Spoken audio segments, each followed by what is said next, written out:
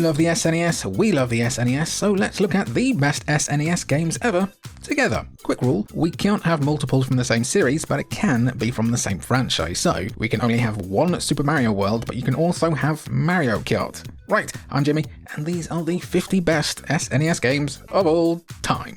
SNES, SNES, Super Nintendo, let us know what you call it down below. Number 50, Pilot Wings. Every console needs at least one good launch game to help it sell, but the SNES boasted plenty that you'll see later. For now, Pilot Wings deserves its shine as one of the greatest technical accomplishments, well, ever. A super eye-catching 3D flight and skydiving game which showed just how visually incredible Mode 7 could be, Pilot Wings has you flying and falling through the air to travel through rings and land as accurately as possible, and at 60 frames per second too. It's pretty simple stuff today, and it's really quite short overall, but as far as showcases for the Super Nintendo go, Pilot Wings did more than most games would in the almost decade that followed. Number 49, Tetris Attack. It's usually quite tricky to delve too deeply into talking about Tetris. The shapes move, the numbers go up, you may actually be dumber than you realise and so on. But Tetris Attack actually isn't Tetris? Nintendo just used the name. The 90s were a weird time. This isn't a million miles away from the very Moorish, very crack-like hit that Tetris gives you though. Produced by the legendary Gunpei Yokoi, here you have to arrange card blocks to match each other to cause chain reactions and rack up high scores. Featuring Nintendo mascot appearances as vivid sprites, a nice handful of modes, and a fantastic soundtrack, Tetris Attack is a slower puzzle game, but one that still absolutely ruined a few childhoods. Number 48, Pocky and Rocky 2. The SNES saw the glorious of days for the shoot-'em-up genre, with Pocky and Rocky 2 being one of the best of a very good bunch. What makes Pocky and Rocky stand out among such a crowded pack is just how it looks and just the vibe it's going for. I mean, how many other shmups see you battling goblins through Japanese mythology alongside a tanuki? This sequel is also more ambitious, with you able to have a partner at all times who is either AI or another person, and you can even buy upgrades and chat to NPCs. If nothing else, this is a very solid eccentric shmup worth playing because you can yeet your friends at enemies at will, and that's never not fun. Number 47, Wario's Woods. While it really is a shame we never got a Wario platformer in the West on the Super Nintendo, as far as consolations go, Wario's Woods is pretty damn good. You play as Toad, who has had enough of staring at Wario's alcoholic's nose and so wants to kick him out of peaceful woods. To do so, you'll need to use bombs to clear monsters, which sounds simple enough. What makes this game interesting is that you can't control shapes, but where exactly Toad himself goes, with Wario taking his own turn to mess with stages. It adds a nice layer of strategy and complexity, but nothing that stops Wario's Woods from being a game to just immediately pick up and play, and most importantly, enjoy. Number 46, Shadowrun. A tabletop adaptation like Shadowrun doesn't have much business even trying to run on the SNES. But after you get resurrected by a strange dog, you should know you're in for something special. With him being blighted by amnesia, you've got to guide Jake through point-and-click environments with tons of interactivity to find out who killed you. You will learn unique phrases that can be brought up in later conversations, use magic, and even plug into the Matrix. The SNES doesn't boast many RPGs quite like Shadowrun, so it's a shame that it's been so many moons since we last saw something from this IP. Number 45, Harvest Moon. The game that effectively launched 1,000 ships, but I'll just end up marrying Leah every time anyway. Cozy sims like Stardew Valley simply wouldn't exist without Harvest Moon. After you inherit a rundown farm from your grandfather, stop me if you've heard this one before, you have to restore it to its former glory by basically doing the work of 5 people, growing crops, raising livestock and prettying up the place, but you will also spend a lot of your time getting to know the local townsfolk and trying to live a little. Harvest Moon may lack a couple of quality of life things these days, but give it an hour of your time and even today it'll be very easy to lose a few dozen more. Number 44, Evo: The Search for Eden. RPGs like Shadowrun were pretty rare on the SNES, but RPGs like Evo pretty much anywhere are even rarer. A game in which you basically travel through the Earth's history at the behest of Gaia, Evo: The Search for Eden is an evolutionary RPG platformer in which you use XP to give yourself new traits and evolve from being silly fish all the way up to potentially even becoming a silly human. It wasn't all that beloved in its times thanks to its niche and admittedly grindy nature, which is reflected in these silly prices, but it's easy to appreciate just how ahead of the curve Search for Eden was all the way back in 1992. Hunt it down on your nearest online emporium of borrowed goods and find out what all the fuss is about. Number 43, Super Star Wars Return of the Jedi. It feels like a lot of people overlook the Super Star Wars trilogy when it comes to talking about the best Star Wars games these days. Sure, the modern games have more to them, well, some of them, but Super Star Wars remains super tight, lovely looking, and absolutely brutal fun. But Return of the Jedi is the best of the bunch, and aptly like Return of the King on PS2. It doesn't change too many core things from the previous game, instead making general play smoother while dialing the spectacle way up. Whether it's the vivid platformer sections with beautiful flowing hair, the awesome 16-bit soundtrack conversion, or the honestly just incredible looking Mode 7 vehicle sections, Return of the Jedi is the pinnacle of one of the best tie-in trilogies ever. Just maybe get the passwords ready if you want to see it all. Number 42, Sim City. There were basically no console games at the time of SimCity, apart from maybe Mario Paint, that allowed players to be this creative. Taking on the job of mayor and city planner all in one, players are free to build a city however they like, provided they've got the resources of course.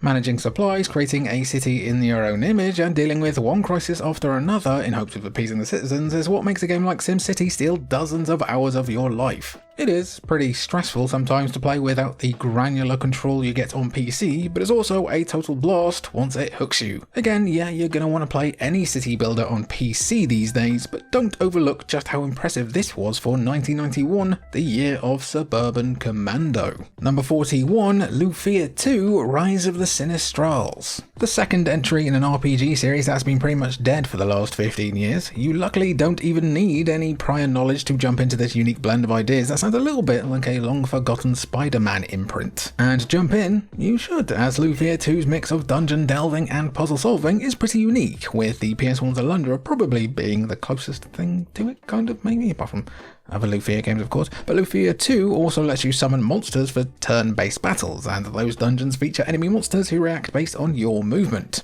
You can even attack enemies from behind to gain initiative on them, which Pokemon Legends ZA is basically nicking. The crown jewel in Lufia 2's crown though, whoa, that soundtrack, that soundtrack, spin that, Joe.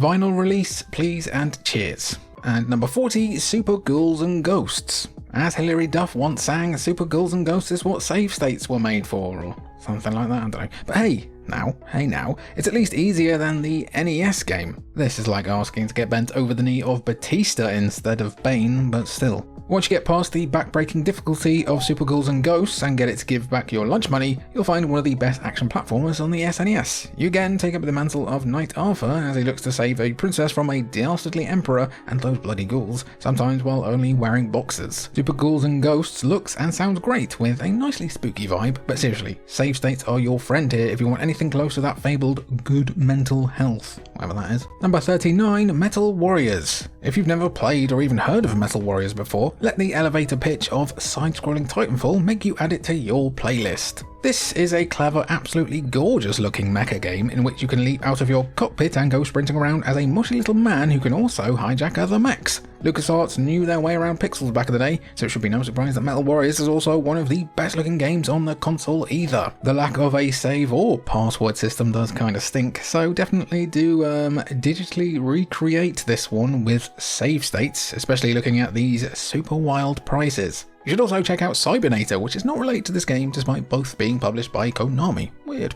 Oh, speaking of Konami. Number 38, International Superstar Soccer. Stick with me here, Americans. International Superstar Soccer really did feel like a big deal for simulated football when it first released, as it was just leaps and bounds ahead of what came before it in 1994. I'd even say it had way more personality to it than the first couple of FIFA games.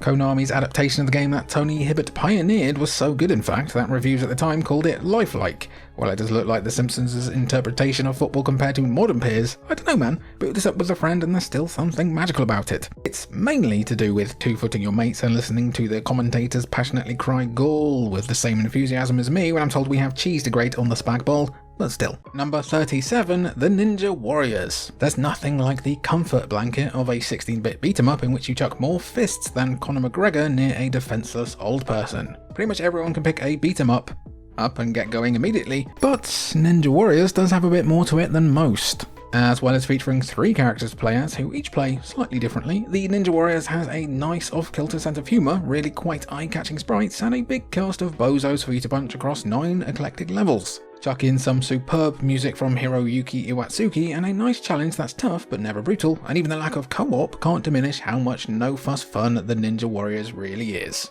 Number 36, The Lost Vikings. Remember when Blizzard made games and not part-time jobs, the job description mainly being to shout slurs at teenagers?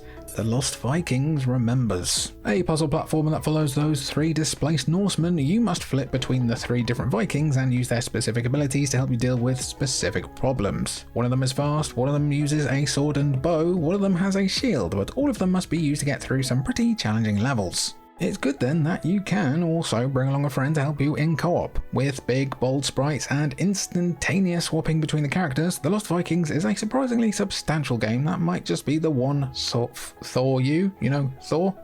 Whatever. Number 35, Kirby Superstar. The Kirby version of that one Bob Marley album everyone knows, Kirby Superstar smushes together 7 different Kirby games and a couple of minigames into one incredibly fun package for the Super Nintendo. Also known as Kirby's Fun Pack in Europe, what's great about Kirby Superstar is that they aren't all the same kind of game either. Spring Breeze, for instance, is a chill, quite easy platformer in classic Kirby fashion, while Gourmet Race is basically a racing platformer. There's no Kirby Rap Showdown sadly, but you can punch a rock in half. With a real earworm of a soundtrack and gorgeous visuals, Kirby Superstar is really just a brilliant place to start when it comes to the franchise for people of all ages. Number 34, Sunset Riders. The Super Nintendo was a brilliant home for arcade conversions. Well, most of the time. There was something about that tech that devs loved the challenge of, and few conversions have ever been as good as Sunset Riders.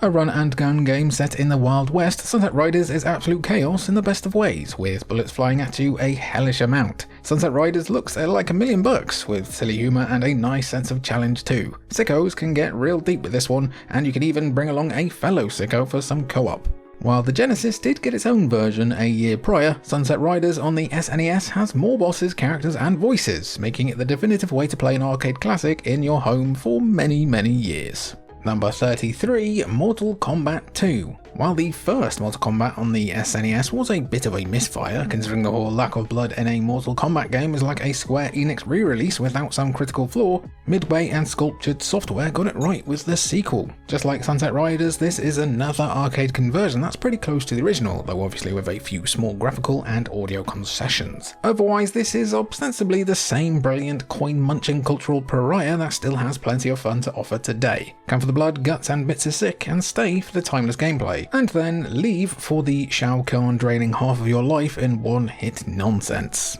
Number 32, Demon's Crest. Capcom have so many IPs that it's kinda hard to keep track of them. A lot of people probably don't know, for instance, that Demon's Crest is actually a Ghosts and Goblins spin-off. It's also the best game in the IP on SNES too, arguably. Casting you as Firebrand on the hunt for 6 elemental crests that give new abilities, Demon's Crest is a lovely looking action platformer with Castlevania and Metroid elements. The more crests you unlock, the deeper you will be able to explore older areas, with you also flying to and from each in an overworld. With multiple endings, tons of secrets and just overall great presentation, Demon's Crest is a pretty fantastic inroad to the Ghosts and Goblins IP for those who don't quite hate themselves that much. Number 31, Super Bomberman 2. Bomberman is one of those franchises that goes hand in hand with 16-bit. Try as they might to modernize it, Bomberman and pixels are just meant to be. Super Bomberman 2 on the Super Nintendo is proof that sometimes simplicity is key. Super Bomberman 2 retains the violent puzzle brilliance of blowing things up as efficiently as possible. Queuing up chain reactions is as addictive in 2025 as it was in 1993, boasting some of the most vibrant pastel visuals on the console with a banger soundtrack to boot. The absolute chaos of Super Bomberman 2's 4-player multiplayer will still make your weekend disappear. Even the most ardent of modern-only gamers will be cackling with glee when they play a bit of this. But if you want to play the story in co-op, be sure to check out Super Bomberman 3 instead. Or 1.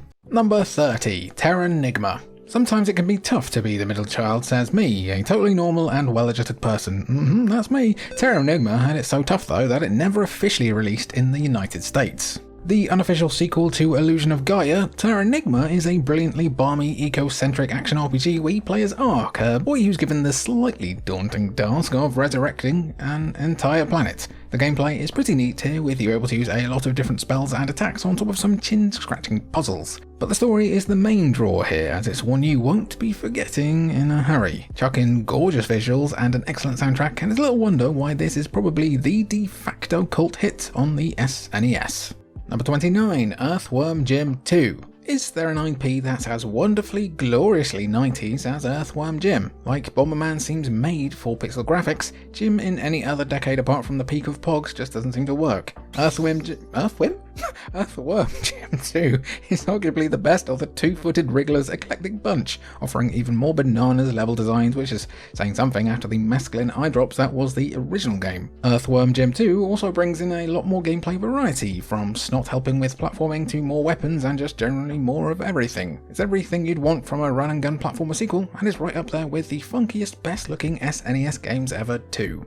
Number 28, Gradius 3. Gradius 3 belongs in a small group of SNES arcade conversions that may actually outdo their arcade counterparts. For one, it's a bit more actually beatable on the Super Nintendo, but that doesn't mean that Gradius 3 isn't still gonna beat your ass first. One of the most frenetic shmups on the console, Gradius 3 is not for the faint of heart as you fly through space and shoot giant Easter Island heads for some reason, but once you lock in, you'll find it hard to put this one down. As another SNES launch title that promised big things for the console, Gradius 3 does have a couple of early performance woes the more intense it gets, but this is still an absolute spectacle on the SNES, especially for some of the boss battles that will impress you even today. Number 27, The Legend of the Mystical Ninja. Konami really seemed like they would have to actively try to actually fail at one point. It just very rarely ever missed, but they did make a mistake in bringing this series to the West so late, but what we got in The Legend of the Mystical Ninja makes up for that. Kind of. An action-adventure in which you and a pal can play as Goemon and Ebisumaru, this is a super charming, often hilarious game where you'll be battering giant octopi, ghost women, and random dudes just because you can. The story is pretty forgettable, but you will forget to care pretty quickly when you get lost in the incredible minigames, ranging from Snake, yes, Nokia 3510 Snake, to a quiz show to even a bit of Gradius. This is one of the most varied games ever made, and all the argument you need if someone says that 16-bit games are repetitive. Number 26, Rock'n'Roll Racing. If you ever liked Micro Machines but wish the soundtrack had more bit-crushed versions of classic rock songs, Rock'n'Roll Racing is absolutely the game for you. A combat racing game that kinda undersells itself with a pretty ordinary and literal name, Rock'n'Roll Racing is actually super ambitious. From the pretty fantastic graphics that arguably outdo Super Mario Kart to the upgrade system to the incredibly 90s commentary, there's a lot more going on here than some might realise. Rock'n'Roll Racing was the perfect rental game, something for you to pick up and play with your friend over a weekend until one of you inevitably tries to bludgeon the other with a shoe while a compressed version of Paranoid by Black Sabbath plays in the background. Better times. Number 25, Ogre Battle March of the Black Queen. From one rock-heavy game to another, slightly subtler one, Ogre Battle March of the Black Queen is a pretty ambitious tactical RPG for the Super Nintendo that deserves some more flowers. You play as a custom character who becomes embroiled in a revolution against a rather evil empire. You'll be deploying units to free towns in approachable but still deep enough battles, while also doing things like upgrades and equipment. What's neat here is that different units will also be more effective or vulnerable at different times of day. It might sound like relatively regular stuff by today's standards, but Ogre Battle basically laid a lot of that groundwork for the whole genre. March on down to your nearest search engine and give it a shot. Number 24, ActRaiser. A long-term obsession on this channel, ActRaiser is such a good game that you really couldn't imagine working half as well today. Heck, even its sequel dropped some of its brilliant weirdness for some reason. Part action game, part city builder, ActRaiser is an unusual marriage of ideas that somehow works super well. Most of your time will be spent slashing as a statue controlled by an all-powerful being, but you will also be spending a good chunk of your playthrough as a cherub who must fly around in light shmup sections and help humans to build civilization. Yeah, it's kinda wild, but both halves of ActRaiser are pretty great to the point where the weirder half doesn't feel like a gimmick. With a mesmerizing atmosphere and rather bloody good visuals, get your act together if you've never played this one. Number 23, Zombies Ate My Neighbors. Zombies Ate My Neighbors, or Zatum if you're cool, is the kind of game that will be played on The Simpsons, and it's all the better for it. This is one of those wonderful, what it says on the tin games. Zombies and all manner of other beasties are running amok in your neighbourhood, so you and a friend must use alien weapons, weed whackers, and Pandora's box in order to win the day. There's zero pretense here, you just get blasted and save your neighbours. While absolutely brutally difficult, this is one of the greatest co-op games of all time, and you had a pretty good childhood if you remember struggling to defeat the giant boss baby, not that one, with your best friend.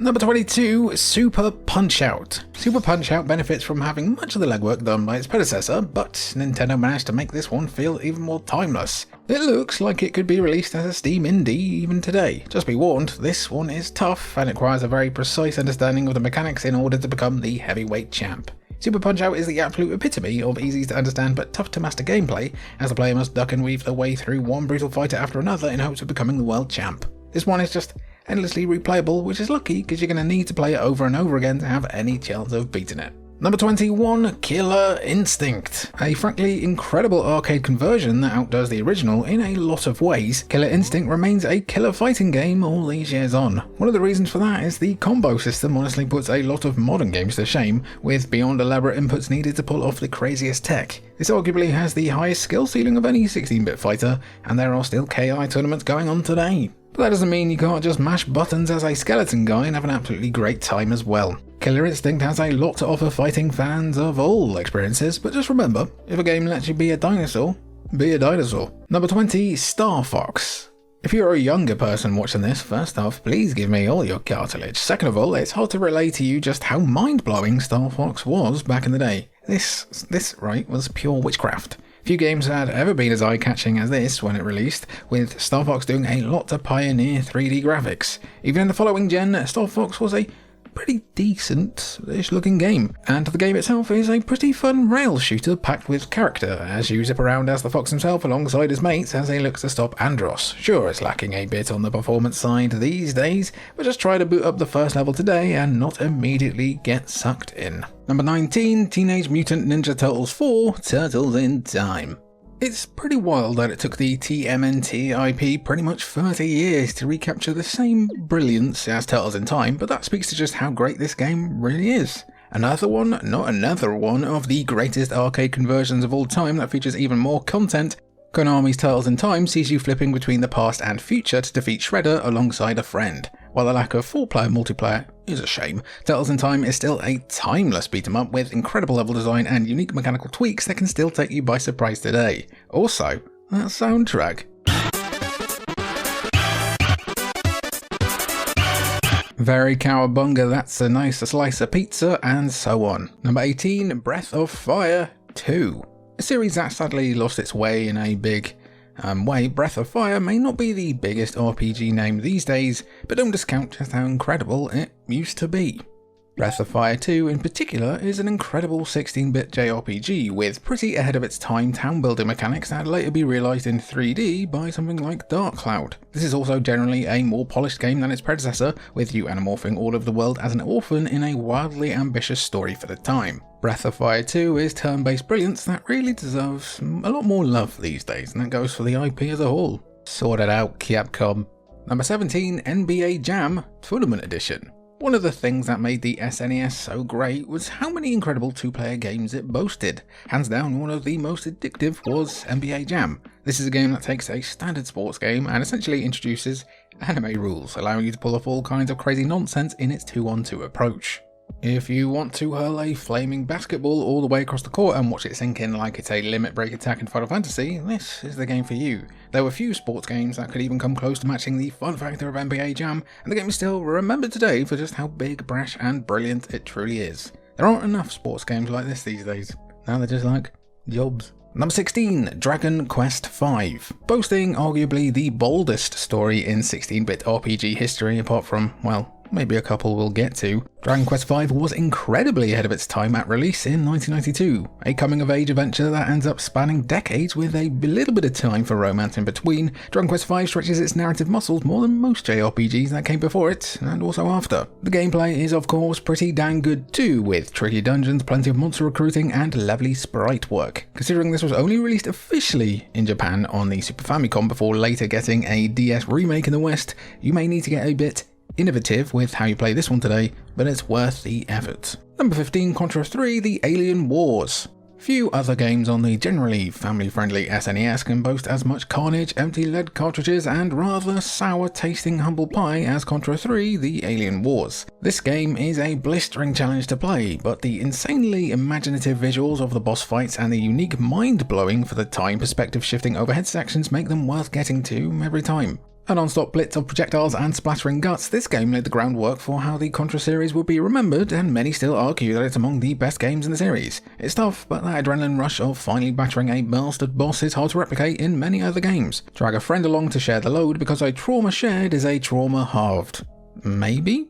Number 14, Secret of Mana. Few action RPGs have ever been as striking as Secret of Mana, whether that's down to the graphics or the music that really just has no business coming from the Super Nintendo's audio chip.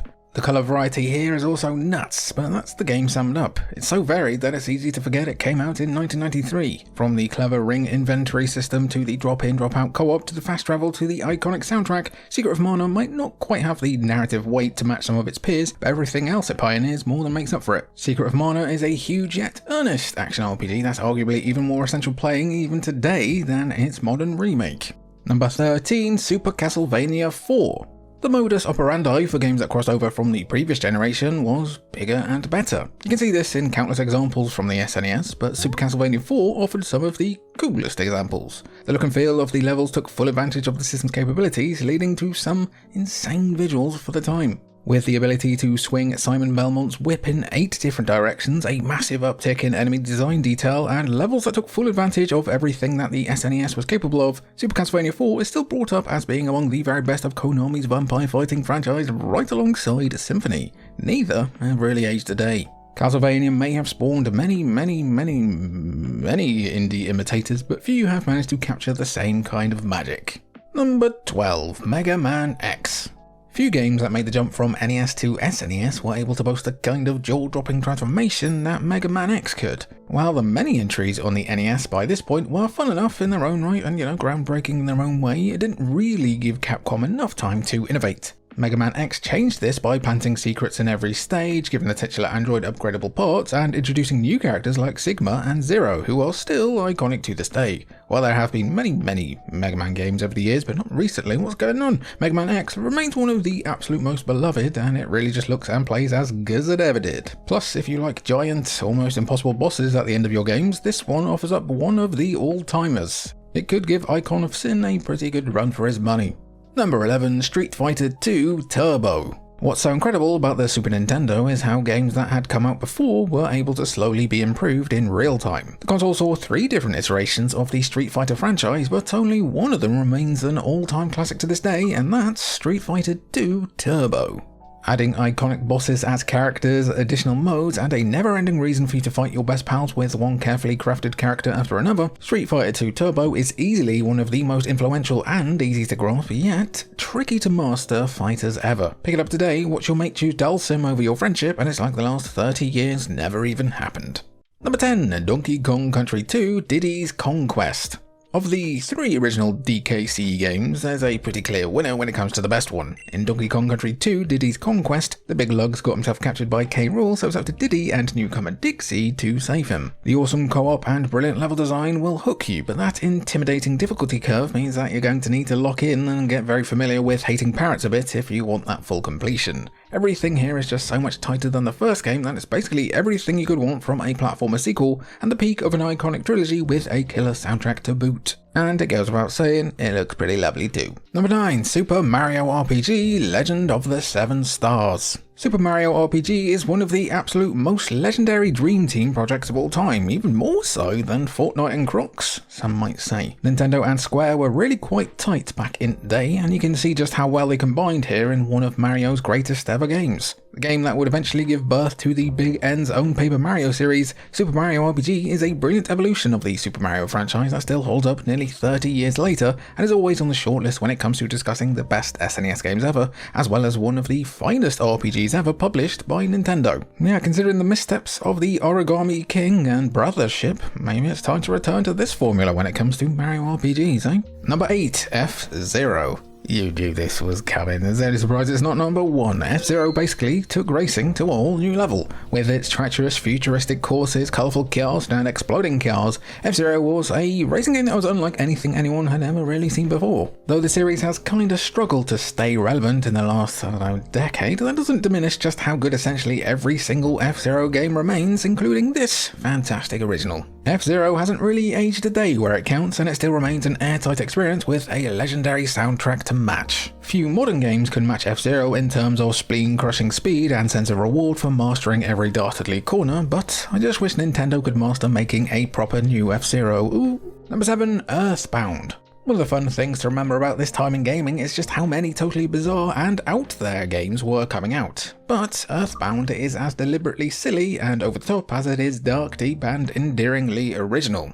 With a surprisingly deep story, a penchant, which I always love saying, penchant for off-kilter comedy, penchant, and some of the wackiest visuals of the era, there really just isn't anything out there quite like the story of a boy's quest to defeat a cosmic interloper who is basically the manifestation of pure evil. One of your party members is also called Pooh. Earthbound remains one of the biggest cult classics in gaming history nearly 3 decades later, as well as one of the most ludicrously expensive retro games on the market. I think there's only one place you are bound to play this one, and it definitely shouldn't be from eBay. Number 6, Super Mario Kart. How many families do you think would still be together if not for this game and the series it spawned? Though the Mario Kart entries that have come since have each added their own gimmicks or changes to the formula, this was basically perfect from the jump. Adding in ways to sabotage your opponents helped to level out the difficulty curve of other racing games, so players of all ages could get in on the fun here. Meanwhile, learning all of the secret pathways, tricks for utilising each item, and how each character performed in different circumstances added extra depth,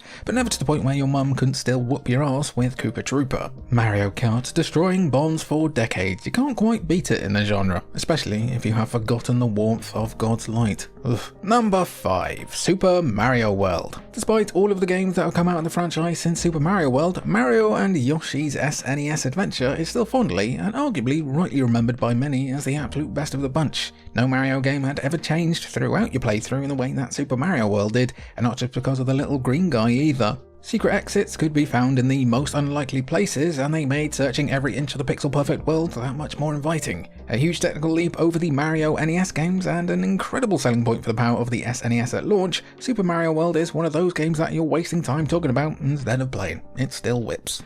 Number 4, Final Fantasy VI. Even with heavy hitters in the series like Final Fantasy 7 and 9, and maybe arguably 10, there's a reason why so many JRPG fans cite Final Fantasy 6 as the best game in the franchise. The game grabs you immediately with that iconic trudge through the snow. You just know you're in for an adventure you've never had before. Even in 2025, there's something hauntingly beautiful about it, and the game as a whole. Final Fantasy VI is easily the most beloved of the 8 and 16-bit Final Fantasy titles, with arguably the best, most varied cast of characters across the entire IP. A true genre-defining masterpiece, Final Fantasy VI is one of the most important games in Square and RPG history, and it helped to set the benchmark for the series, with one of the most shocking moments in video game history that still hits hard today. It's not the Ghost Train suplex, and by the way, that rules. It's not silly, it's sick. Number 3, Chrono Trigger. When people say that Square was at its absolute peak in the 90s, it's largely because of mind-blowing JRPGs like Chrono Trigger and Final Fantasy VI on the SNES. But this one has to get the nod here, as not only did Chrono Trigger give you a big world to explore and navigate, it changed that world over and over again depending on which time period, an idea that is still mind-blowing to this day. Chrono Trigger didn't forget to be grounded where it mattered though, with one of the most charming supporting casts in any RPG ever, adding brilliant ATB action, gorgeous sprite work, non-random battles, which is a godsend for the time, and a bevy of different endings, and this is an RPG that will still absolutely make you fall in love with it time and time again. Number 2, The Legend of Zelda: A Link to the Past. Even in the wake of Breath of the Wild and Tears of the Kingdom, many still offer the crown of the best Zelda game ever to this SNES icon. As fun as it is to cook those little arseholes, it is hard to argue with that. When I close my eyes and think of the series, this is still the kind of game I see. A Link to the Past takes the framework behind the original NES game and expands it to bring the formula up a level, and beyond a level ever seen for a game of its kind. The way that the world changed would go on to become not just a signature of the series, but of all of the many inspirations it spawned. With tons of items, heart pieces, and other secrets to find across its vast, engaging dual world, A Link to the Past is as effortlessly fun today as it was back in the early 90s, but for us, the best SNES game of all time has to be number 1, Super Metroid. Few games can lay claim to having had as much of an impact on gaming as a whole as Super Metroid, one of the 2 games largely responsible for the subgenre known as Metroidvania, the other of course being Mr. Nuts. Super Metroid's intuitive exploration and the secrets hid behind every corner of its world, while also being far more approachable than the first Metroid, marked it as a true game changer. Meanwhile, its use of wordless storytelling throughout helps to set it apart from just about any intergalactic adventure before or since. The game is also fondly remembered for its masterful soundtrack that would probably give John Carpenter the creeps. Every inch of Super Metroid feels like you're not really meant to be there. Yeah, there's a reason why this is one of the most popular speedrunning games still, nearly 30 years after its release. People want to keep finding reasons to play this absolute beauty of a game, and the absolute best that the Super Nintendo has to offer. Hello gang, how you been? First of all, I must recommend, because I've just done it, just a couple of slices of garlic bread for your lunch sometimes. It'll level you right out. Second of all, I think it might be time to bring an end to the 50 best games list. So, if you want one more 50 big style 50 game list, and if you want it on the N64, comment N64 next down below, and we'll cook that up for you. I've been Jamie for Culture Vultures. Been good having you, and thanks for watching. Ooh, that was a good take, but I regret doing that.